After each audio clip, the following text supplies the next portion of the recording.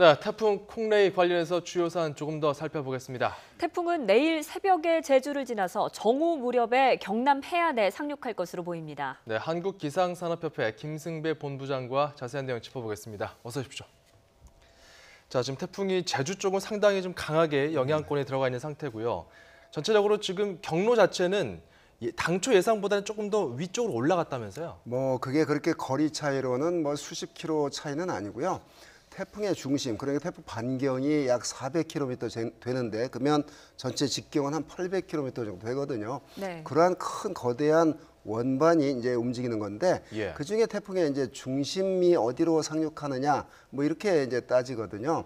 당초 이제 그 부산 쪽, 그러니까 남해안 쪽을 스칠 것으로. 그러니까 태풍의 중심의 크기만 해도 한 10km, 20km 되거든요. 그러니까 그 핀셋 꼽듯이 그렇게 이제 그런 개념은 아니고요.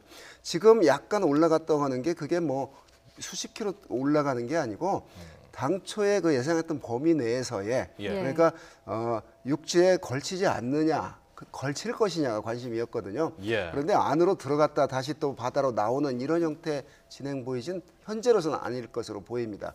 이게 지금 그 예측이 얼마나 어려운 일이냐면 북태평양 고기압이라는 그 가장자리를 타라 지금 가고 있고 제주도 남쪽 한 이제 조금 있으면 이제 제주도는 태풍의 그 반경권에 들어갈 것으로 보입니다.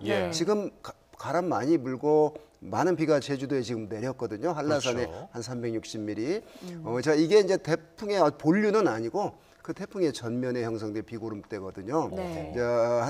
이 시간 이후 한 두세 시간 뒤면 태풍은 완전히 태풍 영향권으로 제주도는 들 것으로 보이는데 이러한 것들이 그래서 전체적으로 지금 중심이 내륙에 들어가느냐 안 들어가느냐 이건 논의의 관점 초점이 아니라고 봅니다.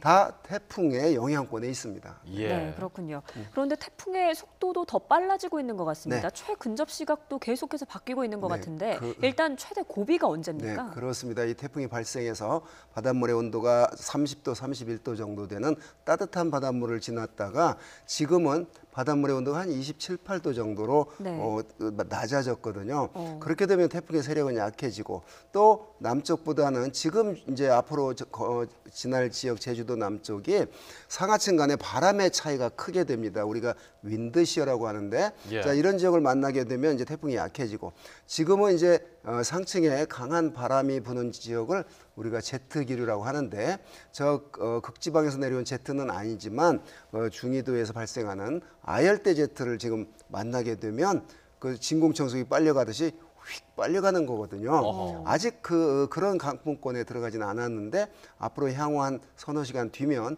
그렇게 진로가 더 빨라질 것으로 전망이 됩니다. 그 바람 세기가 또 상당히 좀 걱정이 됩니다. 그 바람은 어느 정도의 강도로 좀 몰아붙일까요? 네, 지금 시속 한 110에서 20km 정도. 우리가 자동차 운전할 때 생각해 보면 중심 부근에서 한 30m, 초속 30m 넘는 바람, 시속으로는 한 110km 넘는 바람이 지금 불고 있는데요. 이 태풍이 항상 늘 올 때마다 영향을 주는 게 강한 바람과 많은 비거든요. 이제 태풍의 특징이 그런 거기 때문에 이게 태풍이 유난히 바람이 강하냐 약하냐 따질 게 아니라 태풍이라고 이름이 붙여지면 그냥 강한 바람과 많은 비 동반하는데 그게 이제 비와장의 나라고 지난번 일본의 태풍 제비가 상륙하고 짜미가 상륙할 때 트럭이 넘어가고 이 정도잖아요. 자, 지금 태풍 콩레이도 역시 그런 정도의 위력을 가진 그런 바람을 가지고 오는데 앞으로 이 시간 이후는 태풍은 더 발달해서 강해지는 게 아니라 더 약해지고 할 겁니다.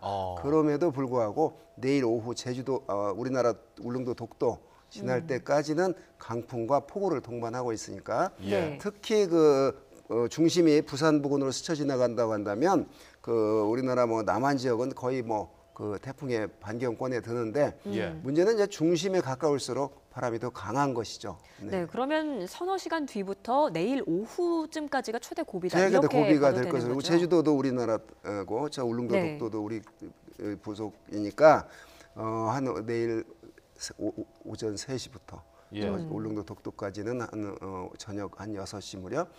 우리나라 남해안 스쳐 지나가는 건 지금 내일 한 오후 12시에서 한 전후 이렇게 지금 예상을 하고 있습니다. 네, 그 예전에 2년 전이었나요? 태풍 차바와 차바. 이번 태풍 경로가 좀 진로가. 비슷하다 이런 지금 평가가 나오는데 당시에는 만조 때문에 피해가 더 컸다 이런 분석이 그렇습니다. 있었거든요. 지금 이 이 개념 좀 태풍- 설명해 주세요. 네, 이 태풍이 이제 한 달 단위로 그 바닷물의 온도가 달과의 관계 사이 때문에 네. 높아졌다 낮아졌다라는 천문조라는 그 바닷물 높낮이가 있고요. 예. 네. 하루에 두 번 들어왔다 두 번 나갔다 우리가 밀물, 썰물 이게 있거든요. 네. 그런데 내일부터 이 남해안 지역이 천문조에 의한 파고가 바닷물이 아예 그 통째로 높은 기간이거든요. 그런데 이 태풍이 접근을 해서 지나가게 되면 태풍이 저기압이거든요. 예. 그래서 바닷물이 쑥 올라오거든요. 어. 그게 더 겹쳐지기 때문에 그래서 2003년 태풍 매미 역시도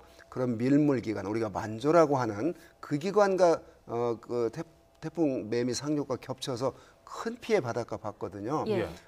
그런 어떤 이번 태풍 제비가 오사카 공항 그 뻘이 다 들어가고 이런 것들이 다 그 태풍에다가 또 그런 그 만조 현상 이런 것 때문에 그러는데요.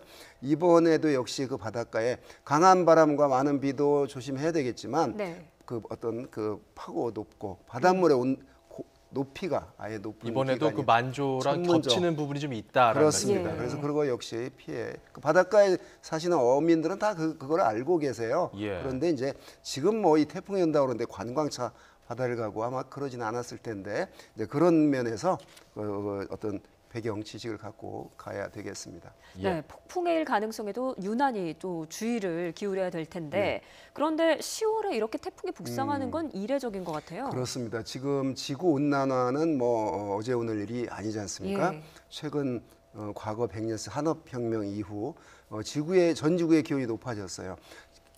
지구를 둘러싸고 있는 공기가 따뜻해졌으면 공기만 따뜻해진 게 아니라 그와 접해 있는 바닷물의 온도도 높아지는 추세가 있거든요. 네. 이 태풍의 에너지원은 따뜻한 바닷물입니다. 그러니까 과거보다 바닷물의 온도가 높아졌다는 얘기는 10월에도 그만큼 태풍이 저 북쪽까지 접근할 수 있는 그런 어떤 근거가 되는 거죠. 그래서 지구 온난화로 인한 어떤 후유증들이 여름의 폭염, 또 겨울의 유난스러운 한파, 또 이렇게 10월까지도 태풍이 접근할 수 있는 태풍이 우리나라에 접근한 횟수가 통계적으로 보면 그렇게 많지 않거든요. 예. 네. 전체적으로 한 8개 정도가 1900 한 그 태풍을 이렇게 관측하고 이러기 시작한 이후 그랬는데 그래서 지구 온난화로 인해서 대기가 따뜻해졌고 바닷물이 따뜻해졌기 때문에 예, 예. 앞으로는 10월에도 이렇게 접근할 수 가능성이 높아졌다 이렇게 말할 수 있습니다. 네. 자, 그런 가능성도 열려 있고 일단 뭐 태풍 지나고 나면 다음 주부터는 좀 더 추워지나요? 네, 지금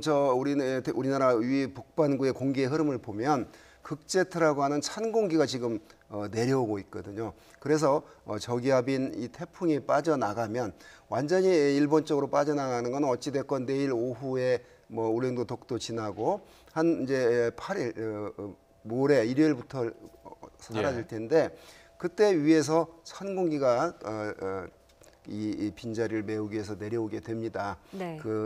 극제트라고 하는 강한 그 바람이 상층에서 내려오고 있는데 그래서 기온은 아침 저녁으로 지금 지난 일주일보다 더 뚝 떨어지는 그래서 완연한 그 쌀쌀한 가을 날씨를 느끼는 그런 날씨가 되겠습니다. 예. 태풍 지나고 난 뒤는 뭐 그 전형적인 우리나라 가을 날씨에다가 기온도 쌀쌀하고 이제 이럴 것으로 보입니다. 네. 서울에는 대부분 한 내일 오후까지는 태풍으로 인한 비가 오는 기간으로 봐야 되겠습니다. 일단 예. 지금 영향권에 있는 지역들은 시설물 피해에 각별히 좀 유의할 필요가 있어 보입니다. 네. 지금까지 한국기상산업협회 김승배 본부장과 함께했습니다. 오늘 말씀 고맙습니다. 네. 고맙습니다.